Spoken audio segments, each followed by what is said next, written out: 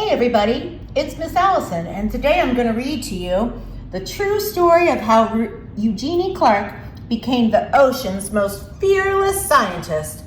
If you can't remember Eugenie Clark's name, just remember that most people called her Shark Lady. And we're going to read this story by Jan Keating.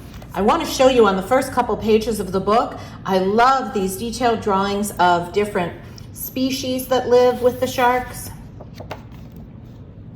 It was Saturday, and Eugenie wanted to stay at the aquarium forever. She wanted to smell the damp, salty air and stare at the glittery rainbow of fish. She wanted to keep watching her favorite animals, the sharks.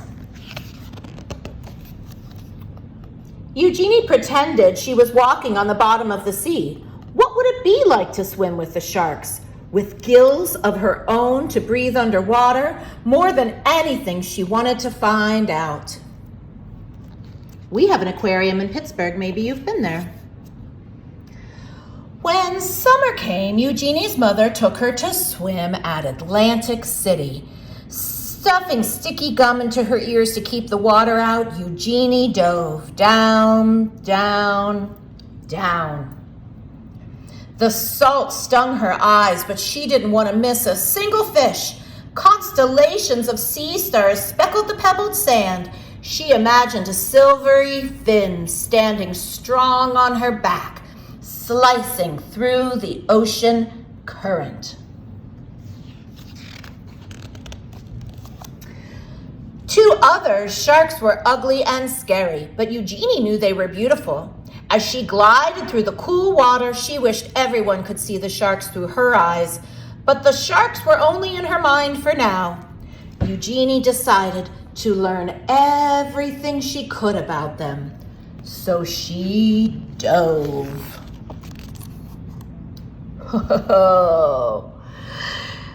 This time she dove into books. Whale sharks, nurse sharks, tiger sharks, lemon sharks. Eugenie wanted to know all about them. She also joined the Queens County Aquarium Society as its youngest member. Eugenie's notebooks filled with sharks. They swam in her daydreams and on the margins of her pages.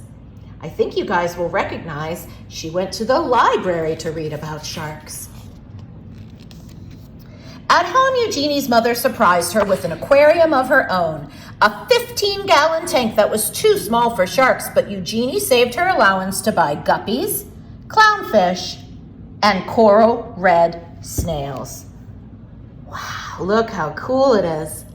It felt as big as the ocean in her room. Their small apartment became an aquarium, a laboratory, and a sanctuary.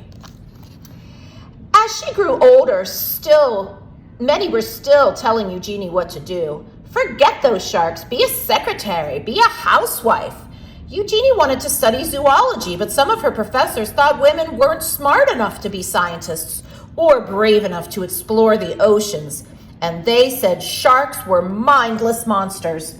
But Eugenie knew better. Her dream was as big as a whale shark. So again, Eugenie dove in. Look at that look on her face. I would call that determined.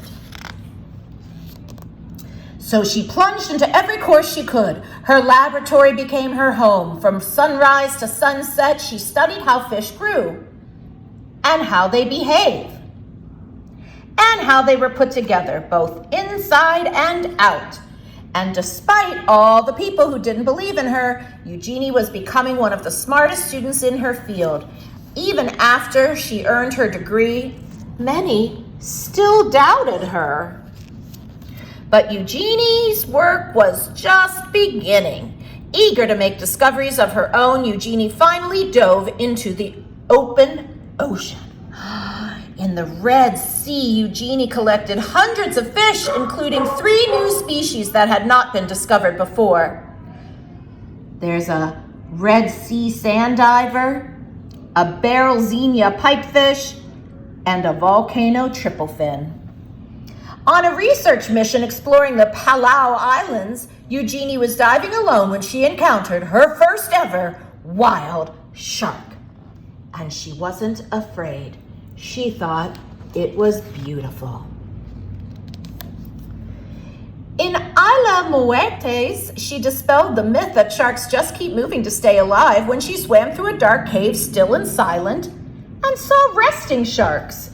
Eugenie's daring heart grew bolder with each dive. Soon they began to call her Shark Lady. Eugenie had proven she was smart enough to be a scientist and brave enough to explore the oceans.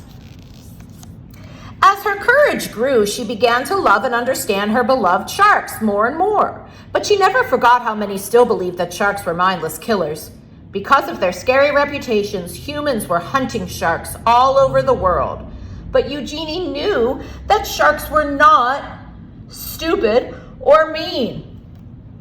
She was determined to prove everybody wrong. Eugenie fished through her mind and devised a brilliant experiment. Could she train a shark the way a person trains a dog? Were sharks smarter than anybody knew? They were! Eugenie was the first scientist in the world to train sharks and even learned they could remember their training for at least 2 months. Whoa, cool. Sharks were not mindless killers. Sharks were beautiful. Sharks were smart. They deserved to be studied, protected, and loved. And Eugenie's dream was now coming true. And in the back, there's all kinds of cool facts about sharks. This book has a whole lot to teach you about the ocean and the life of Eugenie Clark, otherwise known as Shark Lady.